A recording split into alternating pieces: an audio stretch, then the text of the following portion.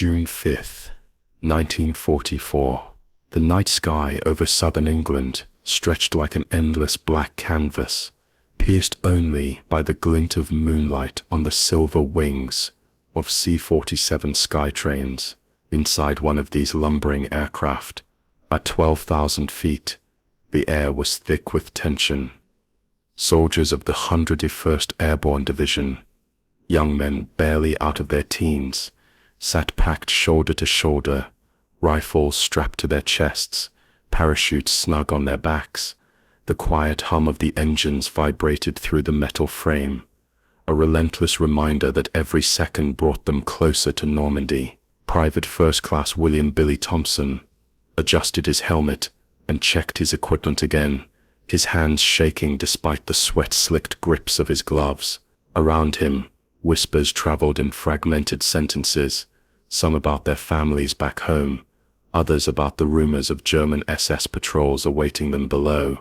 Sergeant James McAllister leaned forward, voice barely audible. "Remember, boys, the first one out sets the tone. Stick to your jump spot. Watch for the ropes." The plane shuddered slightly as flak from German anti-aircraft positions echoed far below, a distant percussion that no one could see but everyone could feel. Outside, the stars glittered like indifferent witnesses to the coming chaos. The young soldiers could smell the metallic tang of adrenaline mixing with the faint scent of aviation fuel. Every creak of the fuselage, every shuffle of a booted foot, heightened the sense of imminent danger. In another C-47, Captain Robert Sink, commanding officer of the 506th Parachute Infantry Regiment, ran over the final notes in his mind. He thought of the meticulous planning, of the countless hours spent mapping out drop zones, rehearsing silent movements, memorizing German positions. His eyes, sharp and calculating, scanned the men around him. To outsiders they were just green recruits. To Sink they were a finely tuned instrument, ready to slice through the darkness of occupied France. Far below, in Normandy, German officers were far from concerned. Colonel Hans Meyer, of the 91st Air Landing Division, reclined in his field office, near Carentan, a cigarette dangling from his lips. "Paratroopers," he scoffed at his adjutant, a young lieutenant with an anxious expression. "Little boys in silk bags. Foolish American. They'll never make it past our lines before dawn. Best they stay in the air." Laughter echoed across the stone walls of the makeshift headquarters. The Germans had grown accustomed to viewing airborne troops as reckless, doomed to be shredded by machine guns and flak before even touching ground. And yet above, in the belly of the C-47, American soldiers clutched their rifles and tried to calm the rising tide of fear. Each man felt the weight of history pressing down on him, the knowledge that this night could be the difference between freedom and tyranny. The silence inside the planes was broken only by the occasional creak of canvas or the hiss of hydraulics, punctuated by the muffled, confident commands of jump masters checking harnesses and straps. Then, almost imperceptibly, the plane slowed, forming the staggered formations practiced for months. Billy's heart thumped in his chest like a drum echoing against the fuselage. Somewhere far above, the first hints of dawn tinted the horizon, a faint blue smudge that promised day but also revealed the land below. Somewhere in Normandy, the German officers would soon realize that the boys in silk bags were not boys at all. They were soldiers trained to turn chaos into strategy. As the signal lights blinked green, a whisper of wind hinted at the coming drop. The men tightened straps, gripped rifles and swallowed the lump of fear lodged in their throats. In mere moments they would leap into history, and the mocking laughter of German officers would meet a force they had never anticipated. Section 2. Into the darkness. June 6, 19. The C-47s crested the English Channel, a ribbon of silver water barely visible under the thin wash of moonlight. The roar of the engines was deafening, yet somehow it seemed quieter than the pounding of Private Thompson's heart. Around him, men whispered prayers, jokes and last-minute instructions. Some clutched letters from home, others fingered the straps of their rifles as if the touch alone could steady their nerve. Sergeant McAllister signaled with a clenched fist, the universal gesture that told each man it was almost time. The jump doors were opened one by one, letting in gusts of frigid night air that smelled of salt, oil, and Billy felt the wind whip against his face as the first wave of paratroopers disappeared into the darkness. Each silhouette was swallowed instantly by night, leaving behind only the echo of metal clanging and shouted commands. "Hook!" yelled the jump master, his voice cutting through the roar. Billy fastened his static line to the anchor cable with trembling hands, double-checked his ripcord and edged toward the door. Below, the Normandy countryside stretched out like a patchwork quilt, dotted with clusters of lights from villages, still unaware that their lives were about to change forever. The German officers, meanwhile, remained oblivious. Colonel Meyer lounged in his field office, yawning as the first reports of distant aircraft trickled in. "Paratroopers," he said with a smirk to his staff. "Even if they try, the hedgerows will tear them apart. They are nothing but wind-blown insects." Laughter followed again, casual, confident, yet a gnawing unease lingered in the air. Their intelligence had underestimated the scale and precision of the Allied airborne operations. Inside the plane, the seconds stretched into eternity. Thompson glanced at the black void below, then back at his comrades, faces pale, eyes wide, all gripped by the shared pulse of fear and resolve. Captain Sink moved along the aisle, checking harnesses, issuing last instructions. "Stick to your zones, disperse if necessary. Mission comes first, always." His voice had the calm authority that cut through panic. Then the signal came, a flash of red and the low hum of the jump command. Men surged forward.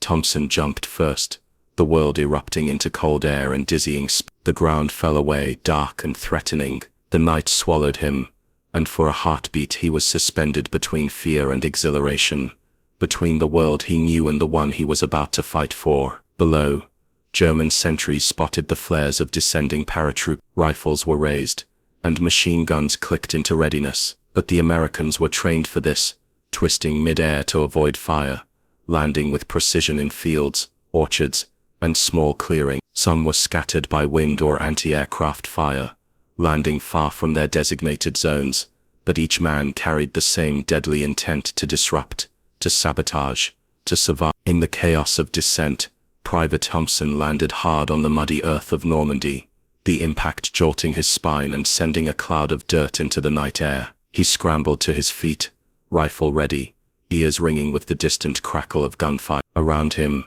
fellow paratroopers were gathering, eyes scanning for enemy movement, voices low but urgent. Orders were barked in bursts, squads forming, rendezvous points called out. They were far behind German lines now, invisible yet dead. Colonel Meyer's casual smirk faltered as the first reports came in. "Multiple landings, behind our defenses." His cigarette dropped to the floor, crushed under heel. Panic edged his voice. "This cannot be. They are supposed to be lost in the hedgerow." The mocking laughter that had filled the office minutes before was replaced by hurried phone calls, urgent dispatches, and the cold realization that the enemy was inside their perimeter, unexpected, bold and unstoppable. The night was far from over. Fires from sabotaged communications, overturned vehicles and the scattered volleys of small arms crackled in the darkness. Paratroopers moved like shadows, striking where the Germans least expected, cutting wires, destroying bridges, and sowing confusion that would ripple across the entire front. Each action was a blow not only to the physical defenses,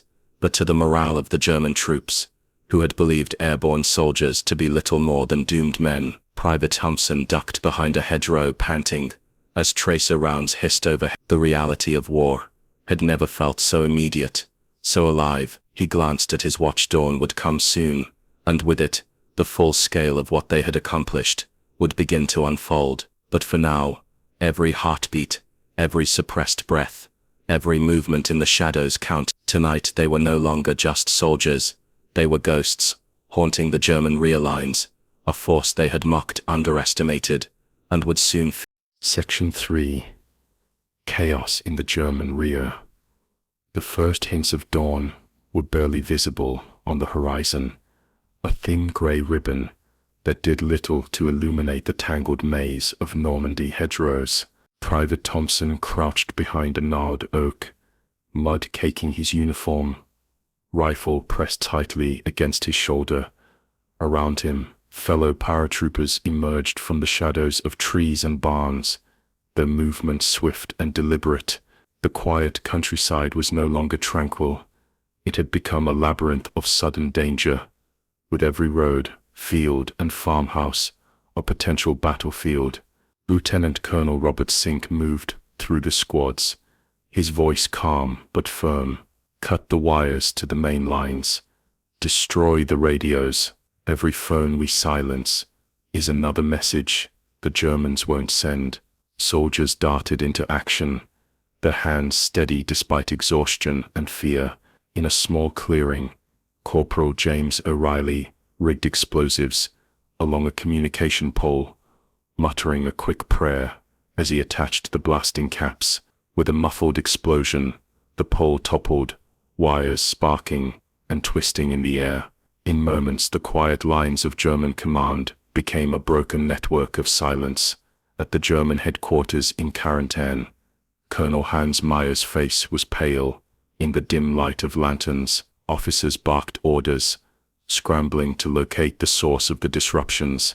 "How many paratroopers are behind our lines?" Meyer demanded, pacing like a caged animal. Reports trickled in, fragmented and contradictory. Sabotaged roads, destroyed communication lines, ambushed patrols. Every minute, every second, the Americans were sowing confusion that would cascade across the German front. Meanwhile, Thompson's squad moved silently along a narrow lane, hedgerows on either side concealing them from distant patrols. Every shadow was a potential enemy, every rustle of leaves a threat. But they pressed on, carrying supplies, reinforcing small bridges, and ensuring that German reinforcements could not reach the beaches in time. The men were ghosts, seen only by those who might die before realizing the danger. German units, previously confident, now stumbled through the fields in a fog of disarray. Lieutenant Franz Weber, of the 157th Infantry, noted the inexplicable gaps in communication. "Orders aren't getting through," he muttered, gripping his field radio. "Command, we're blind." Around him, troops argued, pointing fingers and firing in confusion at sounds in the dark. What had seemed an impossible threat, a few dozen paratroopers, was proving to be a devastatingly effective force. Back with the Americans, Captain Sink observed the unfolding chaos with grim satisfaction. "Every bridge we destroy, every road we block, every wire we cut, this is the moment we've trained for," he murmured to his aide. Soldiers moved with uncanny coordination despite the darkness and fatigue. Sergeant McAllister led a team that had just taken control of a small farmhouse, using it as a forward observation post to signal beach landing. Their actions, though scattered across the countryside, formed a network of disruption that would soon cripple German responses.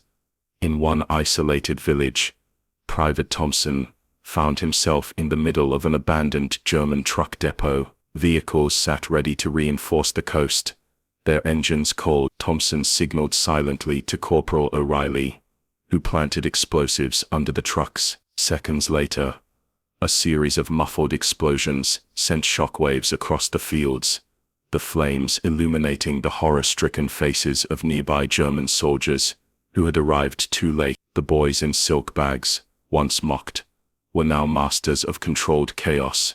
Colonel Meyer received yet another report. "The paratroopers, they are everywhere. Roads blocked, vehicles destroyed.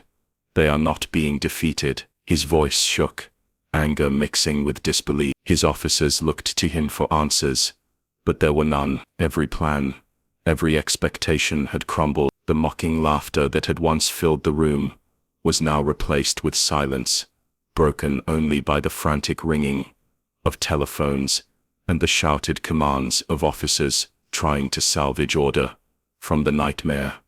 Night gave way to a pale, uncertain dawn. The Normandy countryside was dotted with small fires, overturned vehicles, and the scattered bodies of those who had underestimated the Americans. Paratroopers regrouped in hedgerows and farmsteads, exchanging reports and readying themselves for the next wave of action. Despite exhaustion, fear, and loss, their determination burned brighter than ever. They had landed behind enemy lines, defied expectations, and sown the seeds of confusion that would define the early hours of D-Day. Private Thompson paused for a moment, breathing heavily, mud streaked across his face. He looked out over the disrupted roads and smoking fields, realizing the truth of what they had accomplished. They were no longer mocked.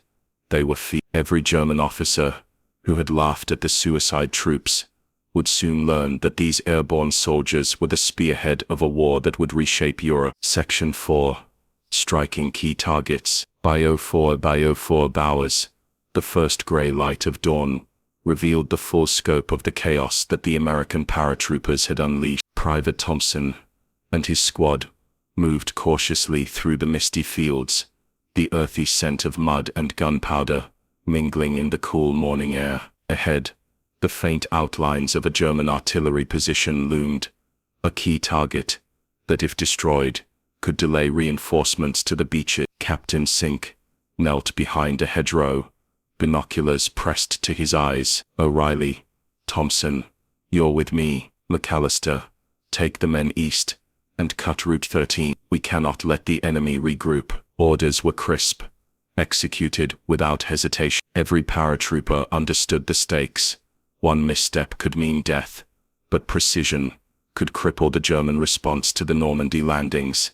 As Thompson's group approached the artillery site, they moved like shadows, every footfall calculated. The guns were manned by a handful of German soldiers, still asleep in the early morning quiet. Thompson signaled with his hand, and Corporal O'Reilly set the satchel charges along the barrels and ammunition crates. A single whispered countdown later, explosions erupted, echoing across the valley. The artillery position was neutralized in seconds, the shockwave rattling nearby trees and sending startled German soldiers fleeing into the open. Farther along the countryside, Sergeant McAllister's squad executed their orders with equal precision. Roads were blocked with overturned carts, detonated fuel barrels, and fallen trees. Communications lines, already frayed from the previous night, were further severed by wire cutters and explosive. German patrols, expecting to encounter disorganized, inexperienced troops,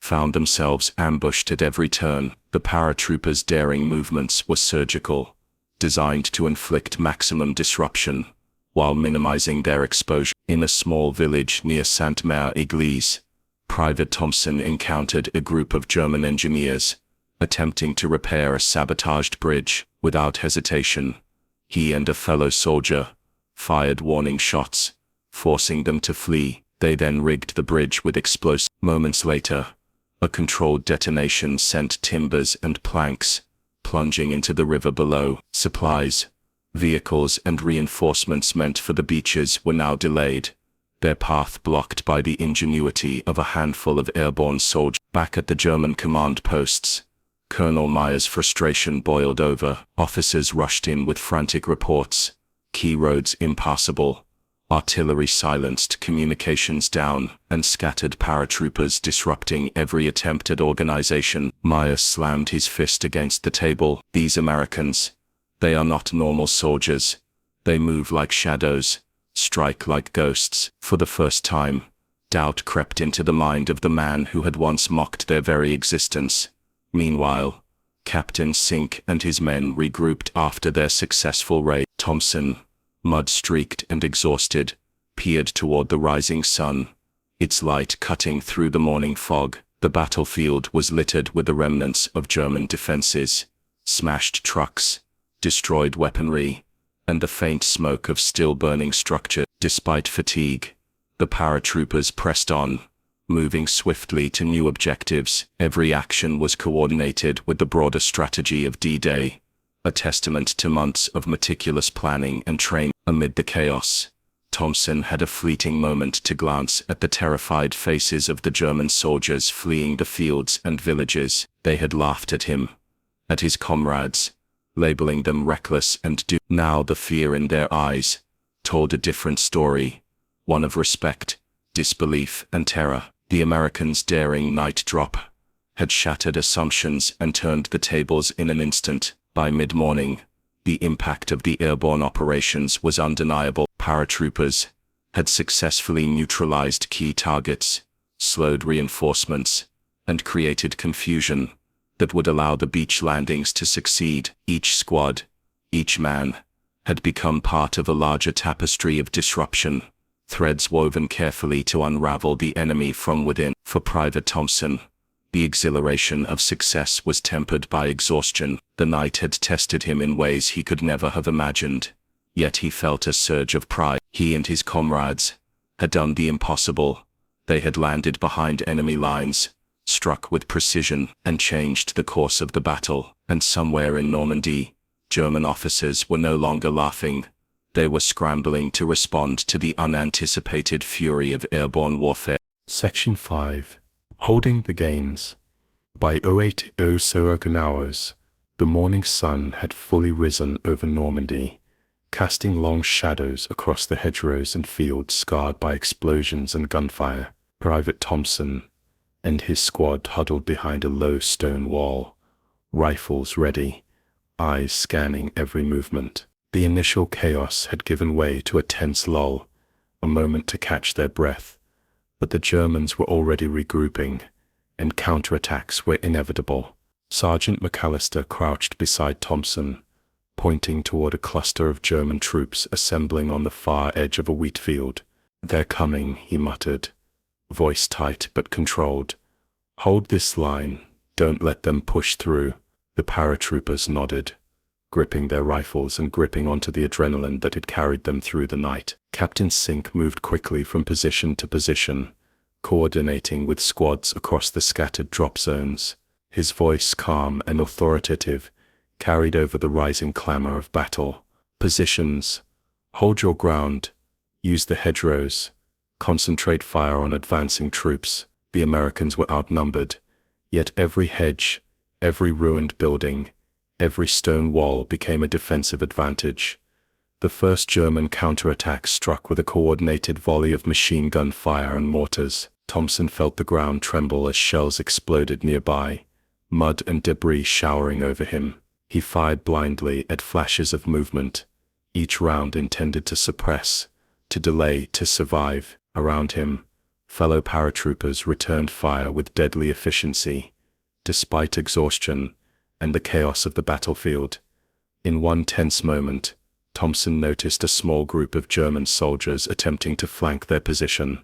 Without hesitation, he signaled to Corporal O'Reilly. Together they maneuvered through a narrow gap in the hedgerow, firing controlled bursts and forcing the enemy back. The Germans hesitated, confused by the audacity and discipline of soldiers they had expected to be easily crushed. Elsewhere, McAllister's squad used demolished farm buildings as improvised fortifications, turning barns and walls into choke points.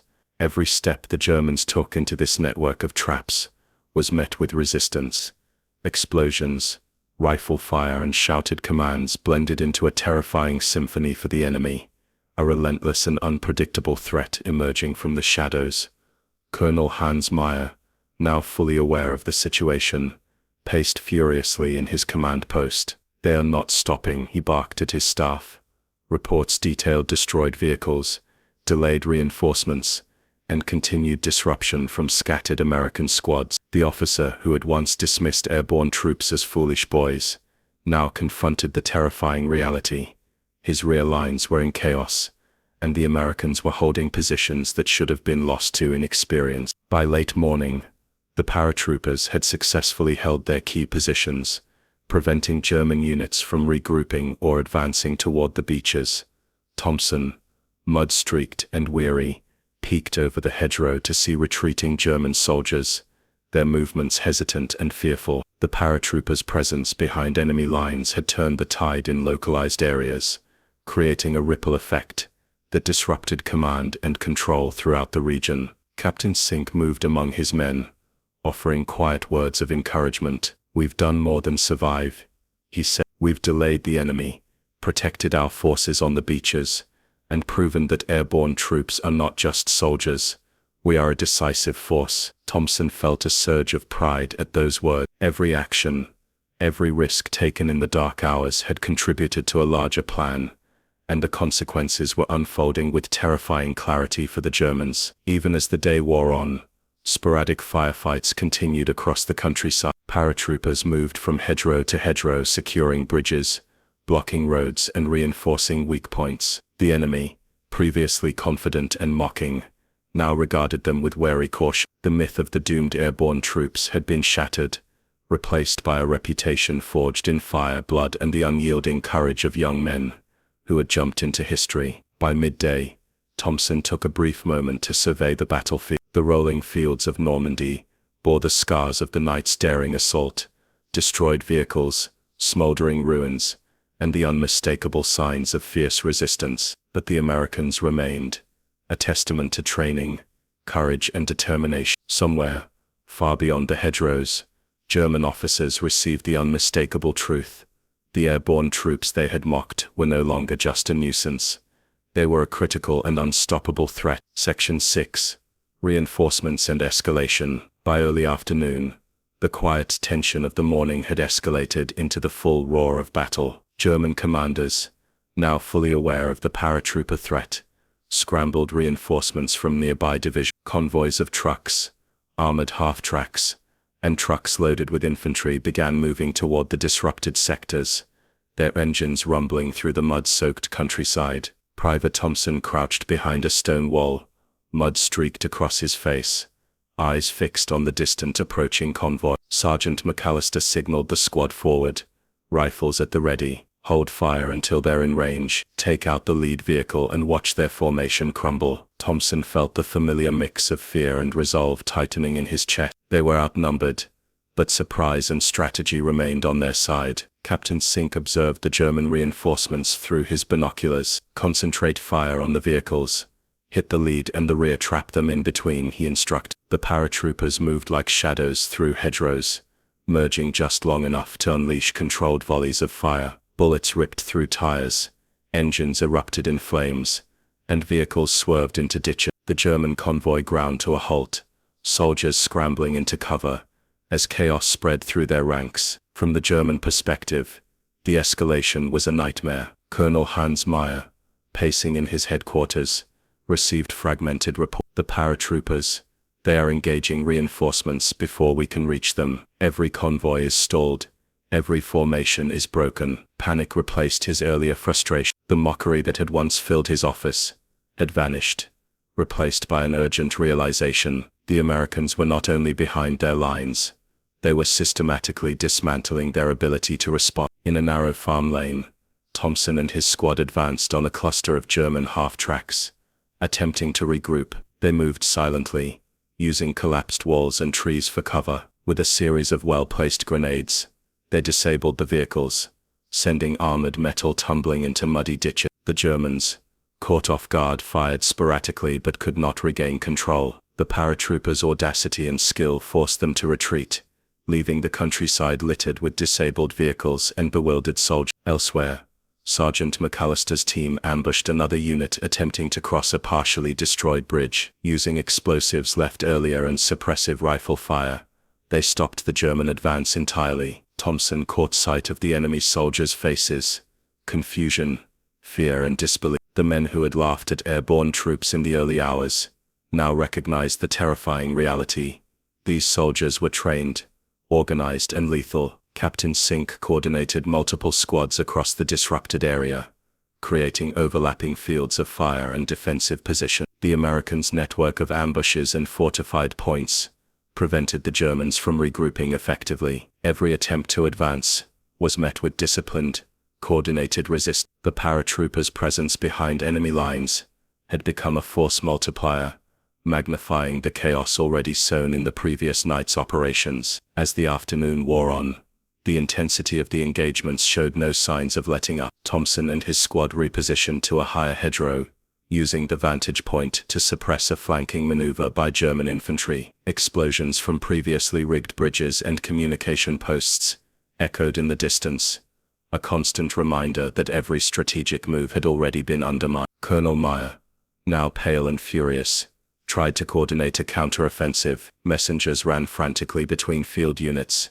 but the Americans had anticipated disruption. The paratroopers' earlier sabotage of communications meant that reinforcements arrived piecemeal, lost and delayed. Every tactical adjustment was met with further chaos, and the mocking confidence that had defined German planning before the airborne drop was shattered. Private Thompson took a deep breath. Mud and sweat caked on his uniform as he fired another round at a stubborn German soldier attempting to retreat under cover. The battlefield was no longer simply a place of survival. It was a test of endurance, strategy and nerve. Each paratrooper, every squad had become a linchpin in the unfolding plan, and the cumulative effect was undeniable. The German rear lines were paralyzed, scrambling and demoralized. By late afternoon, Thompson's unit paused to regroup, catching glimpses of smoke rising from multiple points across the countryside. The paratroopers had held their ground, destroyed reinforcements, and maintained control of key positions, all while operating far behind enemy lines. They were no longer the boys in silk bags the German officers had mocked. They were the vanguard of a battle that would decide the fate of the invasion. Section 7. Linking with the beaches. By late afternoon on June 6, 1944, the sounds of battle had begun to shift. The distant roar of naval bombardment and the thunder of artillery from the beaches reminded Private Thompson and his squad that the invasion forces were making their way onto the Normandy coast. Their mission, while perilous and isolated, was now inseparable from the success of the larger amphibious assault. Every position they held, every road they blocked, every German convoy they destroyed was buying precious time for the men storming Omaha, Utah, Gold, Juneau, and Sword beaches. Captain Sink moved quickly along a series of hedgerows, coordinating contact with other squads scattered across the countryside.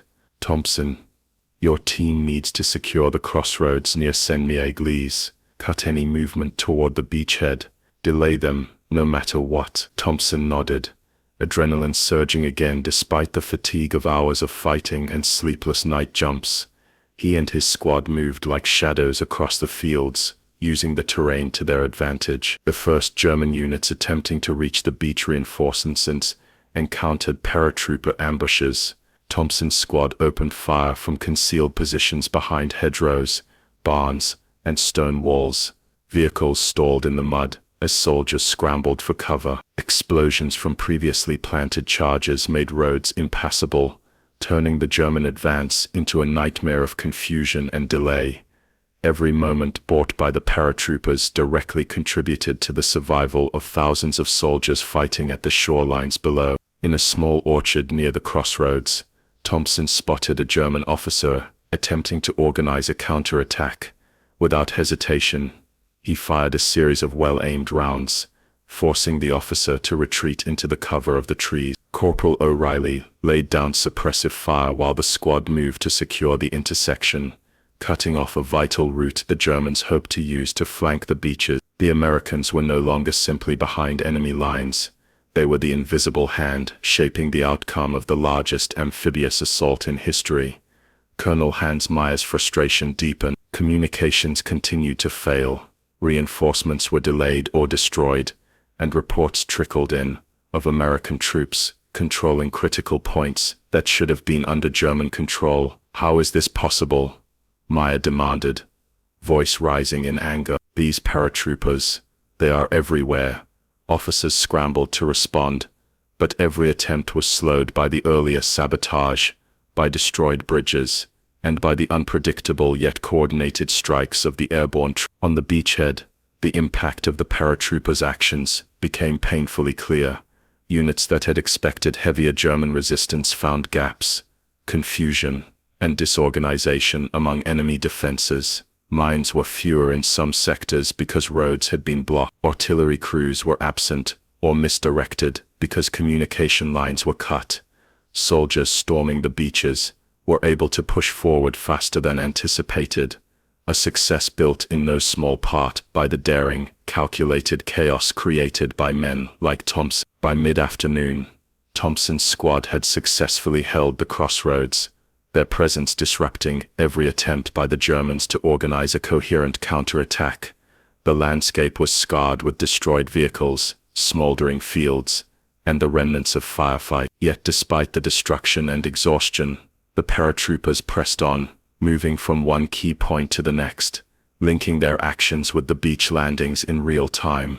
Captain Sink radioed to scattered units, coordinating with other regiments. The message was clear: continue disruption, secure critical points, and ensure that German reinforcements cannot reach the beaches.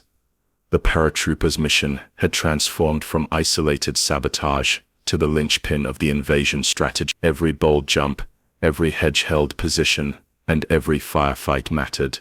Private Thompson paused to survey the countryside. Smoke rose from several destroyed vehicles, fires licked at barn walls, and German troops moved hesitantly, their morale fractured. The men who had once laughed at the airborne troops were now victims of their own underestimation. Thompson's mind briefly wandered to home, the letters, the faces of loved ones, but he shook it off. There was no room for distraction. The beaches were calling, and the work behind enemy lines was far from finished. As dusk approached, the paratroopers began linking with other airborne units, reinforcing positions, and coordinating signals with forward observers watching the beaches. Explosions from destroyed German reinforcements echoed across the fields, marking the invisible hand of the men who had descended from the night sky in silk bags. By controlling key routes and disrupting communications, they had ensured that the German defenses were in disarray at the very moment the Allies needed them most. Section 8. German Desperation. By early evening, the full scale of the American airborne operation had struck terror into the German ranks. Colonel Hans Meyer, once confident and mocking, now paced frantically in his headquarters near Current. Reports came in piecemeal, contradictory, and incomplete. Roads blocked, bridges destroyed, artillery silenced, communication lines severed.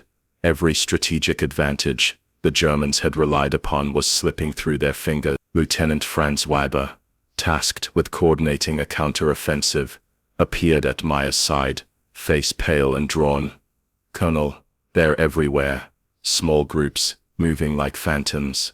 Our reinforcements cannot reach the front lines. Units are isolated and confused." Meyer slammed his fist on the table. "These paratroopers, they cannot be ordinary soldiers. Every plan we had ruined." He tore a map from the wall, tracing the chaotic movements of the airborne units. "Concentrate our forces, cut them off, kill them before they can regroup." But every attempt to respond only revealed the genius of the American operation. The paratroopers had anticipated multiple German reactions, scattering to key points, sabotaging roads, and setting up overlapping fields of fire. Each German maneuver ran headlong into unexpected resistance, slowing reinforcements to a crawl and leaving isolated units vulnerable to ambush. Private Thompson crouched behind a shattered stone wall, rifle at the ready, observing a squad of German infantry attempting to advance along a narrow lane. He and Corporal O'Reilly exchanged a silent nod before unleashing controlled bursts of fire, forcing the enemy to reach. Explosions from demolished vehicles and previously planted charges turned the road into an impassable tangle of metal and mud. Thompson's squad moved quickly, ensuring the Germans could not regroup or reclaim the crossroads. In another sector, Sergeant McAllister's men engaged a small German armored unit, attempting to reclaim a bridge. Using satchel charges and precision fire, they disabled 2 half-tracks and forced the remaining infantry into a panic-driven retreat. The Germans' confidence was eroding with every minute. What they had expected to be a nightmarish but manageable nuisance was becoming a nightmare that threatened their entire defensive strategy. By dusk, the situation had reached a breaking point. Communications were chaotic, orders contradicted, and morale in the German rear was crumbling. Colonel Meyer, now slouched over a desk littered with reports, realized the truth. The paratroopers had not only landed behind his lines, they had systematically dismantled his ability to respond. The mocking laughter that had greeted the thought of American airborne troops only 24 hours prior was gone, replaced with fear, anger, and disbelief. Meanwhile, Thompson and his squad regrouped in a ruined farmhouse, exchanging whispered updates. Smoke from distant fires mingled with the fading light of day. "We've slowed every advance they've tried," Thompson said, voice low but steady. Every bridge, every road, held or destroyed. They're blind, and they don't even know how many of us there are. Captain Sink radioed in, coordinating the final positions for the night. Hold your ground, conserve ammunition, and be ready for counterattacks. Tomorrow, the beachhead will be reinforced. Tonight, we are the shield and spear behind enemy line. Every paratrooper understood the weight of the moment. The Germans were desperate, and the chaos sown behind their lines would dictate the success of the entire invasion. In the fading twilight, Thompson watched as German patrols hesitated at the edges of the fields, their uncertainty palpable. The landscape was scarred with evidence of their losses: overturned vehicles, destroyed artillery, and the lingering smoke of failed advances. The paratroopers, though exhausted and far behind enemy lines, had achieved what many believed impossible. They had turned the tables, transforming a suicidal mission into a decisive and strategically vital assault. As night fell, the German desperation intensified. Orders went unheeded, reinforcements stalled, and every attempt at organized movement was met with resistance or sabotage. Thompson and his comrades, though weary and battered, understood one truth: the enemy had learned too late that the airborne soldiers they had mocked were not merely a nuisance, they were a force capable of reshaping the battlefield. Section 9. Consolidating Victory. Night deepened over the Normandy countryside, a blanket of darkness punctuated by the occasional flare of distant explosions and the soft glow of burning vehicles. Private Thompson and his squad moved cautiously from their temporary cover in a ruined farmhouse toward a nearby hedgerow, ensuring the crossroads and surrounding lanes remained under their control. The German forces, battered and disoriented, had begun to pull back in scattered retreat, their attempts to regroup thwarted at every turn. Captain Sink gathered his officers for a brief but critical council. Hold your current positions for the night, reconvene with adjacent units, and ensure no gaps exist. We consolidate, then push for further objectives at first light. Our mission is to control the rear lines, delay reinforcements, and protect the beachhead. Every nod and whispered acknowledgement reinforced the unity and discipline of the airborne troops, a stark contrast to the disarray of the German command. Thompson's squad established defensive positions along a high embankment, overlooking a key road. With rifles slung and ammunition redistributed, the soldiers reinforced hedgerows with debris and rigged improvised alarms to alert them to enemy movement. Despite exhaustion, each man moved with practiced precision, knowing that a single lapse could undo the hard-won chaos they had imposed on the German rear. Nearby, Sergeant McAllister's men prepared secondary positions, ensuring redundancy in their defenses. "We can't let them regroup," he muttered, eyes scanning the darkness. Explosives and traps were checked, positions reinforced, and silent signals agreed upon. Every precaution was taken to make the paratroopers' temporary foothold as impregnable as possible. Far to the east, Colonel Hans Meyer's headquarters buzzed with frantic activity. Reports were conflicting, morale was plummeting, and orders from higher command could not penetrate the fog of disruption. "They've taken control of our routes, our communications, and our key position." "How many are there?" Meyer demanded, voice sharp with desperation. Officers shrugged, powerless to provide clarity. For the first time, the Germans understood the full scope of the Anvil operation. Their rear lines were not just harassed, they were systematically dismantled. Meanwhile, Thompson peered across the fields, noting the occasional flicker of German movement. Using hand signals, his squad coordinated overlapping sectors of fire, ensuring any attempted reconnaissance or movement by the enemy would be met with precise resistance. Fires from destroyed vehicles cast long shadows, illuminating the ruined countryside and creating a psychological effect nearly as powerful as the physical one. Captain Sink radioed updates to other regiments, reporting on the consolidated positions and confirming the disruption of German reinforcement routes. Positions held, roads blocked, enemy disoriented.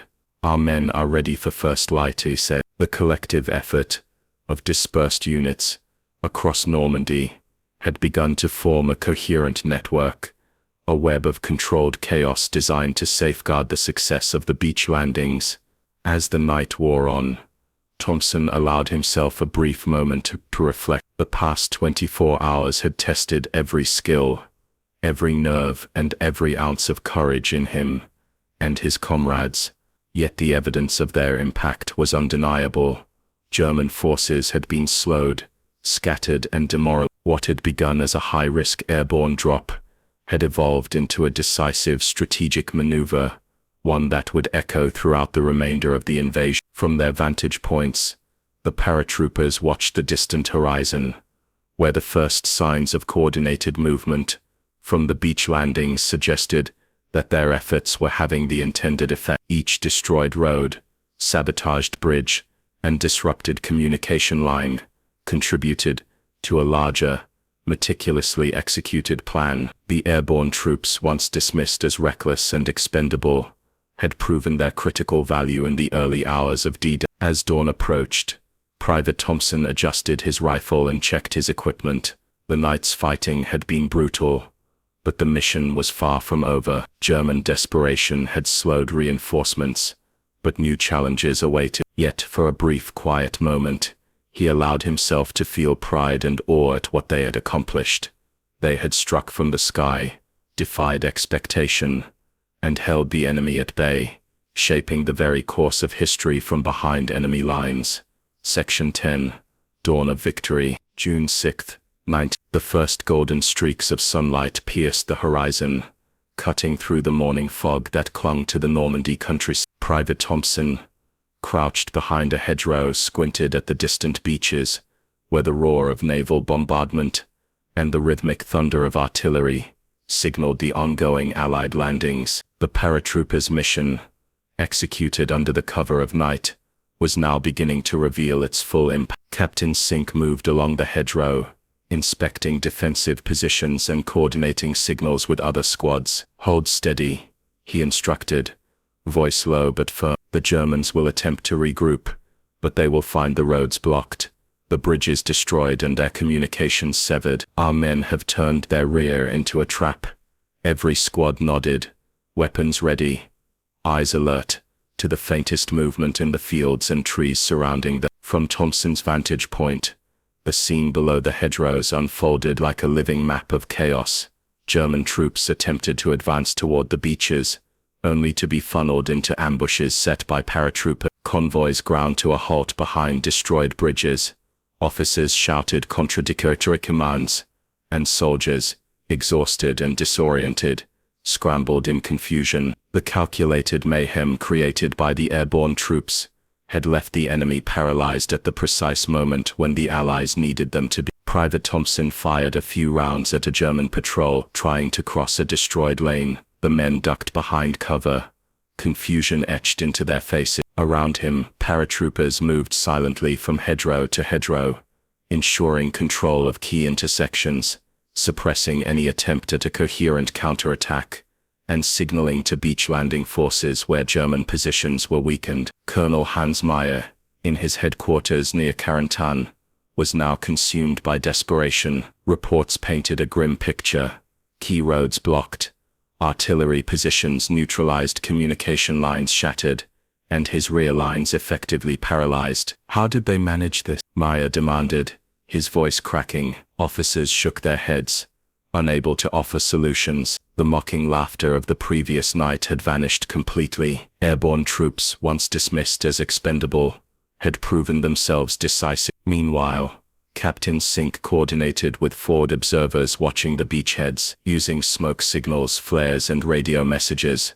Paratroopers guided amphibious units around unexpected German positions. Their presence behind enemy lines amplified the success of the beach landing. Tanks, infantry, and supply units faced fewer obstacles, benefiting directly from the chaos zone in the rear. The invisible hand of the paratroopers was shaping the course of the invasion in real time. By mid-morning, Thompson and his squad had consolidated control of the key crossroads and surrounding fields. Fires from destroyed vehicles burned faintly in the distance, while German soldiers either withdrew or were intercepted by other paratrooper units. The initial disbelief and mockery that had greeted the idea of American airborne troops had been replaced with fear and awe. Where once the enemy had laughed, now they hesitated, unsure where the next threat might emerge. Captain Sink gathered his men briefly. "This is only the beginning," he said.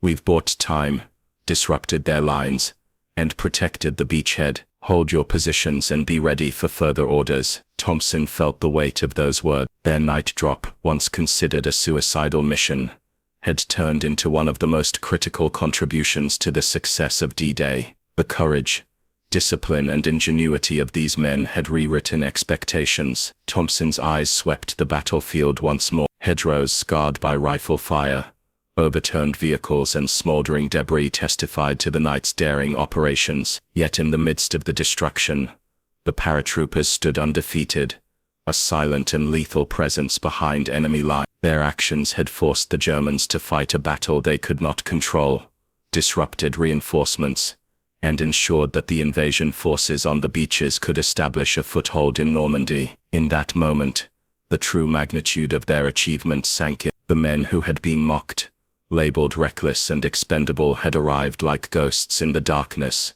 struck with precision, and remained resolute against all odds. Private Thompson and his comrades had changed the course of the war, not with sheer numbers, but with audacity, discipline and the sheer will to seize victory from behind enemy lines. The sun rose fully over Normandy, illuminating a landscape forever altered by bravery and strategy. For the German officers who had doubted them, the lesson was clear. Never underestimate the courage and effectiveness of soldiers who drop from the night sky to fight on their soil. The airborne troops had landed, struck, and endured, and in doing so they had turned mockery into triumph.